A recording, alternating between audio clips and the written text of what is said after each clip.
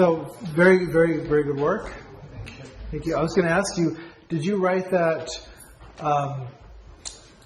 trying to, there was a little bit of a Chinese quality to it. I was wondering if that was intentional or if that was just maybe your voice that came through in the music.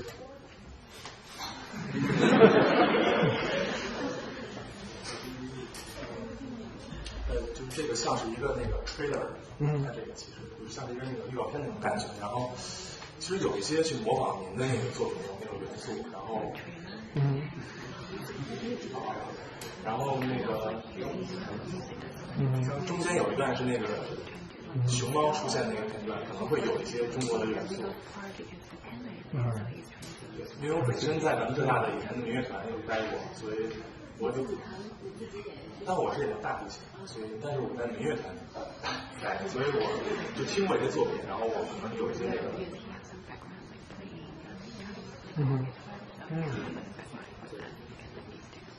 Yeah.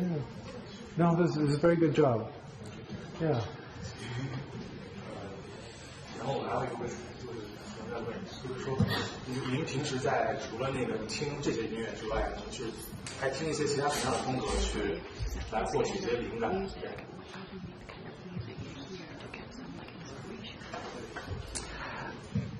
One thing I was always told, rather than listen to the music of your idols or the people that you, whose music you really like or want to be like, listen to the music that they listen to, that they are influenced by. This is going to give you a lot more of a. You will dip deeper into the pool that way. You can. I listen to John Williams. My favorite composer is John Williams, or Hans Zimmer and Danny Elfman. But when I was starting out, I heard that Danny Elfman used to listen to Bernard Herrmann, and John Williams used to listen to Korngold, or Stravinsky, or Tchaikovsky. So I guess my advice is, don't just listen to the kind of music that you want to make, because all that's going to happen is you're going to end up sounding just like everyone else. So try to find different inspiration outside of specifically what you want to do. It's going to give you a much better chance to bring something new and original to the music you're going to do. Yeah.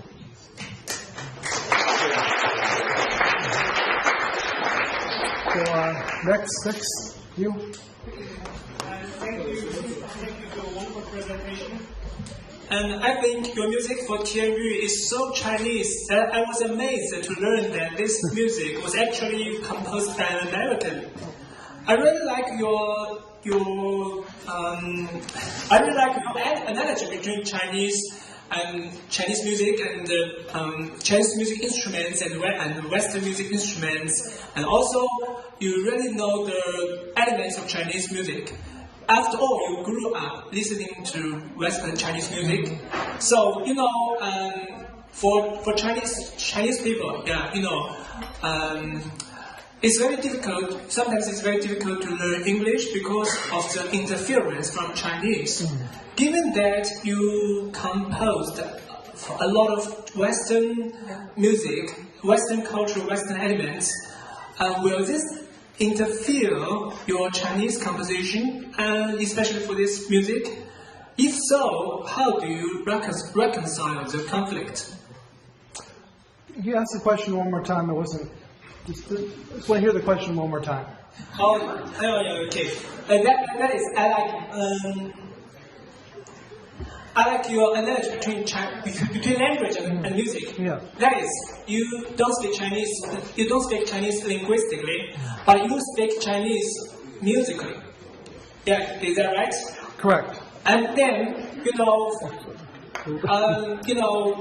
to learn Chinese, for Chinese people to learn English is difficult because of the interference from Chinese. The Chinese will have some sort of interference on the English, so that you cannot pronounce it the same way as English people do, as American people do. For you compose both Chinese music and Western music. there must be some kind of interference from your Western culture on the Chinese composition. But you did a really great job on the music of Tianyu. So that's your knowledge. Does your knowledge of Western music interfere your Chinese composition, your composition of Chinese music? To some degree, obviously, my training comes from the Western classical background, but a lot of what I learned as a composer, I taught myself listening to other people's music, studying scores, studying classical scores, and listening. And I think when I hear music, I can find. I've been able to be versatile by the fact that I'm able to hear and emulate music by hearing it. So when I listen to a lot of Chinese music, it allows me to kind of forget all of my own training to a certain degree. But ultimately, I still have to play it on a keyboard, and I don't know the authentic Chinese notation, so I have to rely on the musicians to give the proper interpretation. So in a sense, the musicians are translators. I could say some words, and they would be able to say it make it sound a lot better in Chinese. The musicians are able to take my melodies and give them a little bit of the characteristics that make it authentic. So I think it's really important to trust musicians to do that.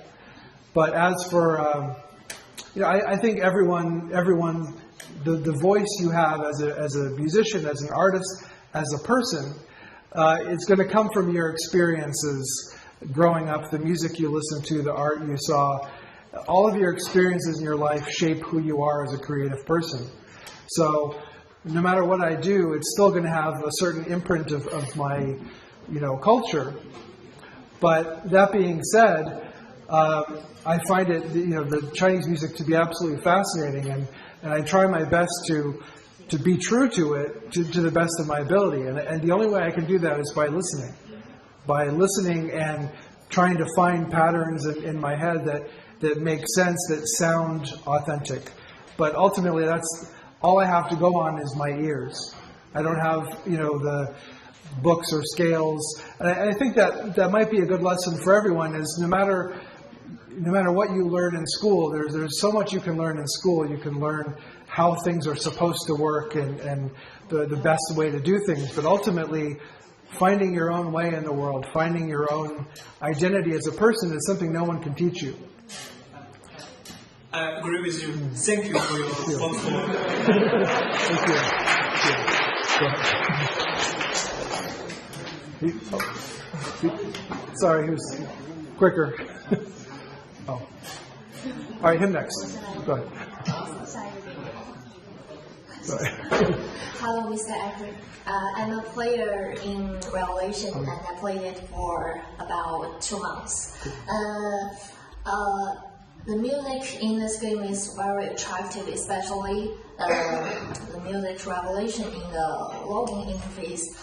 And I'm really curious about, is there any story during your is there any story when you how you get your inspiration during composing this music for Revelation? Yes, that's my question. Thank you.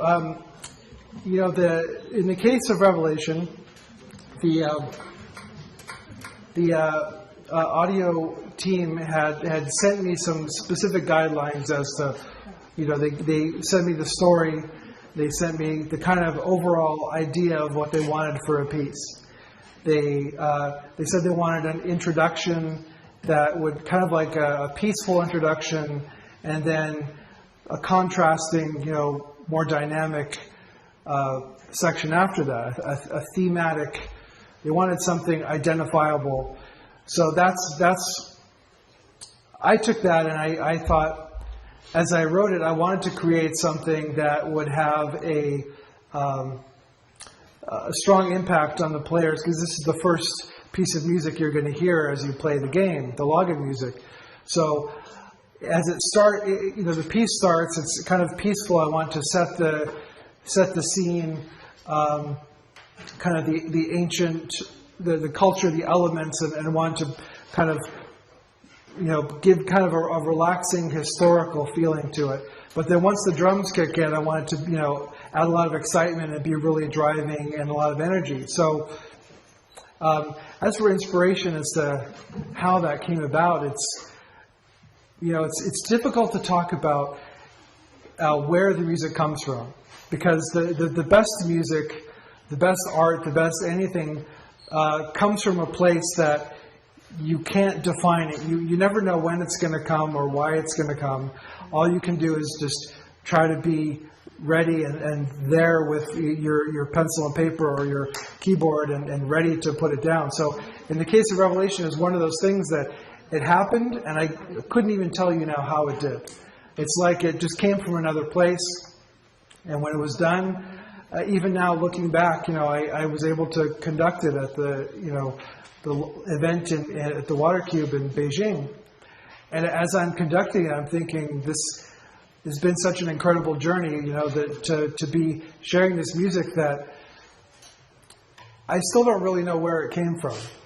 And I think the best music is that kind of music that comes from a place beyond and without any specific, if I tried to do it again exactly the same way, there's no way I could, because, I can write another piece that's different, but to try to write that exact same piece, that's the challenge all composers, all artists struggle with, is trying to find inspiration.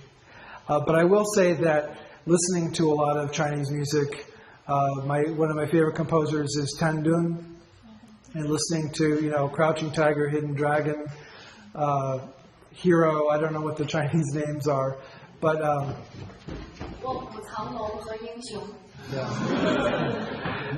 listening to that kind of music kind of gave me the basis, gave me the basic idea where to start from. And I tried to, there's a few chord changes in there that are outside of the Chinese scale that kind of create a feeling of, forward momentum. That kind of, it's interesting when you combine Western music and Eastern music. You might throw in a chord from a Western chord into an Asian harmonic sequence, and all of a sudden it'll have this a completely unexpected feeling, because your ear expects it to go a certain way, and to throw in a different element in there, all of a sudden it challenges your expectations. And if you can create music that's both feels familiar, like know where it's going to go, like it's always going somewhere that you feels familiar, but also challenges you and surprises you, then that's the best kind of music. And I think combining elements between the East and the West is a fantastic way of creating new ideas in music. Thank you. Hello, Mr. Acree.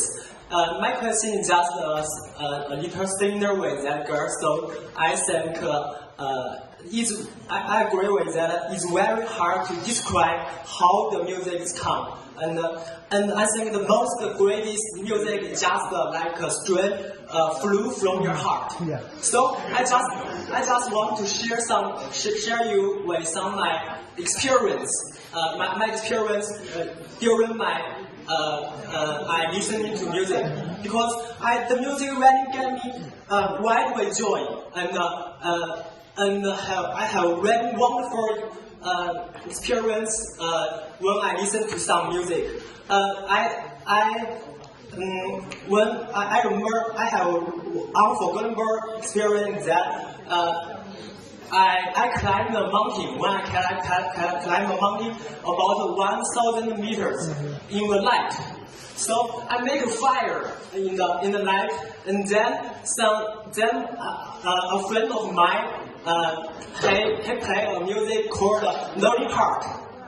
At that time, the music and the mind, the emotion and the environment, they just combine together. And I can't hear what happened. So I'm just be shaken. So I think in your career, when you composing the music, you must have the similar experience. Can you describe the mind state, your mind state, when you come up with medical or resi, and what you fear? Or can you try to describe it to me? Thank you. So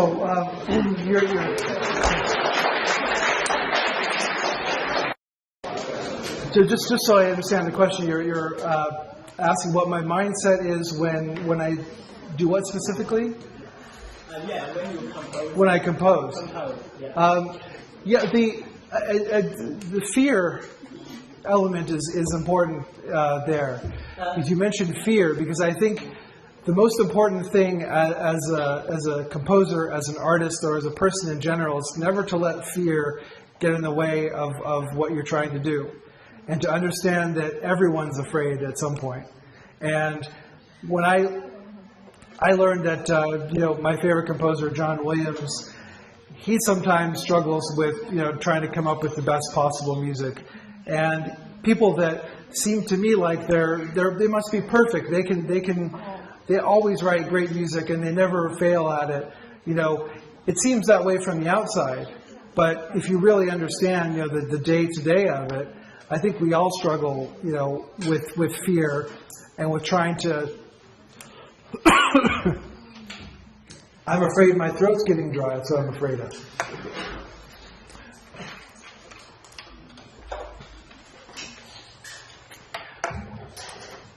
But fear has no place in the studio, or in life in general. If you allow the fear to get to you, then you'll fail before you even start.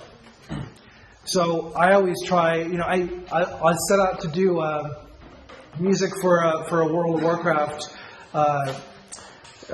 cinematic, like their opening cinematic that millions of people are going to see. And I sit down in my job, and maybe the director will tell me this has to be the best music you've ever written. And I'll sit down and I'll sit down to write, and I could think about all the millions of people that are going to see this. I could think about the director who I really want to work with, trying to make the best music possible. But if I focus on that kind of thing, it would just be like being at the high up on a mountain, and you're clinging on the edge and looking down and seeing how far you have to fall. If you focus on how far you have to fall, then that's all you're going to focus on. So all I can do is tune that out and just write music, just completely block that out. So to answer your question, my mindset is, when I'm composing, the ideal mindset is one of complete peace, without any distractions, without any clutter. I always try to keep my workspace clear, and my schedule is I don't have to think about it. I want to make sure that all I'm focusing on is the music. Because if the creativity is like a visit, like a special visit that's coming from beyond, and it's only going to come. And I also think of it like as a very timid child, like a very kind of scared child. The creativity is only going to come when you're most at peace and most at ease and enjoying yourself the most. So if you're sitting there struggling and trying really hard to do something, forcing it to happen, then the creativity, the inspiration will never come. So I find that there's some nights where I'm working really hard and trying to make it happen, trying to force it to happen, and it won't happen, and it won't, and it won't, and it won't. And I might have a deadline coming up that's like, forcing me to, I have to keep working, I have to get this done because they need it at this time. And I'll keep trying, but I'll get to a point where I forced it so much that it's just, I know by now, after all these years, that it's not going to come by forcing it. So I'll take a break, I'll walk away from it, and do something completely different. And as soon as I am finally able to let go and get distracted completely, and I'm at peace again, the music finds its way back in. Yeah, I saw an interview to Yanni. He said when he wants to compose the music, he just goes himself in a basement and in a completely darkness environment.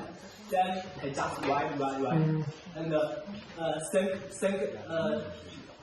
Nobody, no other people, no other things in his mind. So I think you are just very, very similar. Yeah, as for quiet and locking yourself away and not having any distractions, I tend to write music late at night because that's the quietest time of the day. There's no cars driving by in the street, there's no phone calls. It's very quiet. And that time, I've gotten all the emails out of the way, all the things that distract me during the day out of the way, and at night I can focus and finally feel like I can relax, and that's when the music comes for me the most freely. I was mentioned also about fear can also be your friend in a way. It can help because if you have a deadline, a time in which you have to do the project, you might spend a month working on it at a slow pace, and once you realize that the deadline's coming no matter what, your body, you'll get the adrenaline and you'll start feeling the anxiety about it.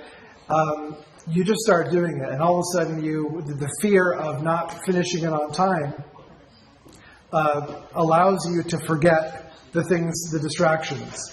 So in a way, you find the pressure allows you to push away all the distractions, and you find a certain peace in that as well. You have to focus on the things that, focus on the most important things on the deadline. Don't worry about anything else but finishing the project, and it's another way of finding peace. Oh, I think it's when we state and the spirit is very similar with our Chinese culture called you. Yeah. So I knew a new age musician called called Kalulash. I don't know. He has a concert called Do Breakfast.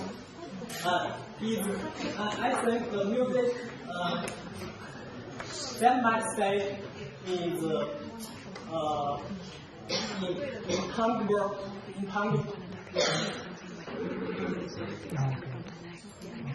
Okay.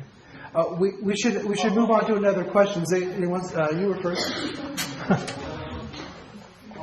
And thank you for your question. I appreciate it. I want to give everyone a chance to ask. I am a crazy player about Diablo 3, and after the new expansion pack, Raptor of Souls, and I feel the music is different from the music before, and the violin and the violoncello become the new cues about the expansion pack's music, and I don't. I think it is. I think it is excellent, but I don't know. I mean, the music is excellent, but I think the music is unfit with the theme of the new game. What do you think about this? Well, you're asking the wrong person. I think the music's great. I'm not going to tell you it's not. And I didn't write a lot of that. I'm not saying that it's great because I wrote it, but it's great because I work with Derek Duke, who was the supervising composer on that. And Derek, the difference between Diablo 3 and the expansion, the main difference was a different lead composer. On Diablo 3, it was Russell Brower. On Reaper of Souls, it was Derek Duke. And Derek had a completely different approach. His approach was he wanted to make the sound unified. So rather than have a whole bunch of different composers work on it, and writing all their own music, he would have the other composers write certain melodies and things, and then give them to Derek, and Derek would then take them and interpret them through his own voice. So his approach it's very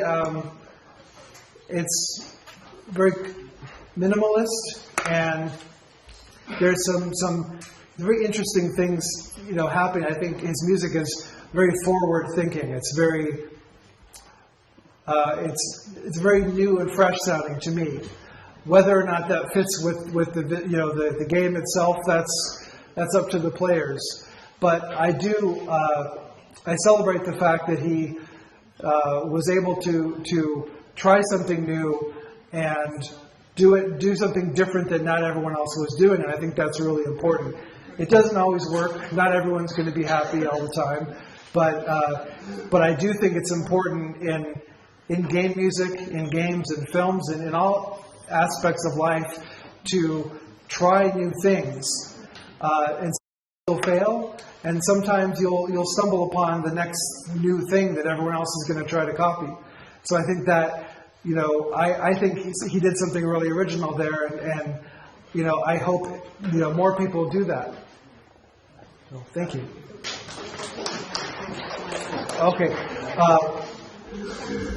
我这边说一下，就是因为我们的大师还没有去吃饭，所以这边还是只能再问最后一个问题。 Okay, last question. This guy was first. Sorry. Hi, Neil. Great. I'm curious about the difference between making a scoring movie and scoring games. What's the difference? Yeah, I talked a little bit about it in the lecture. The difference between. You said that the game scoring is according with the play experience. Yeah. And the film is luckily a bunch of pictures. Right. I want to know some more details. Okay.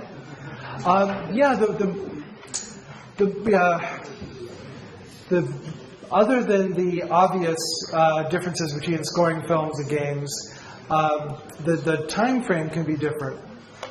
A film, you might have 1 month or 5 weeks to write 90 minutes of music, or 80 minutes, a lot of music in a short period of time.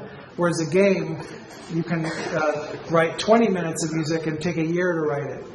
It takes a lot more time to work on it, and sometimes that allows to create greater detail. And part of that, the good thing about that is it allows you to. The music is, in some cases, might be the only thing happening in the game. Like in Tianyu or Warcraft, you're kind of wandering around in the game. The only thing you're hearing is music and maybe your own footsteps. So it's important that the music has a lot of detail to it. And we also create variations in the music, because if you're going to play the game over and over again, we're going to try to put a few different versions of the same piece, so you're not hearing the same thing over and over again. Because the music can't be annoying. It can't be repetitive. And if you feel, that piece again, we try to make it, interesting enough that it doesn't feel tiresome to your ears. Okay, and one last question. You said that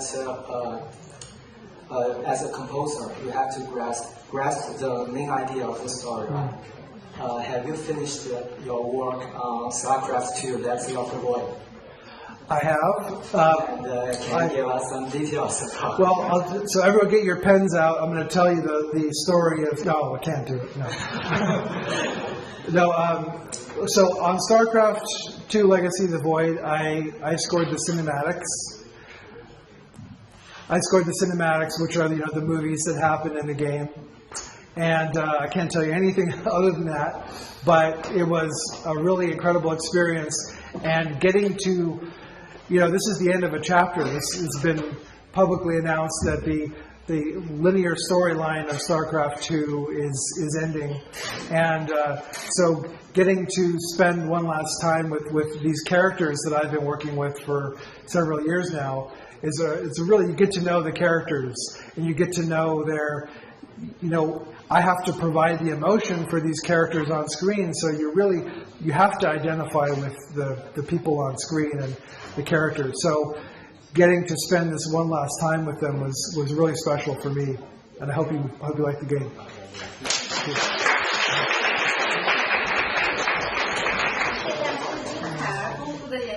那么今天我们的公开课就到此结束了。结束后就刚才提问的同学可以到工作人员这边领一些小奖品。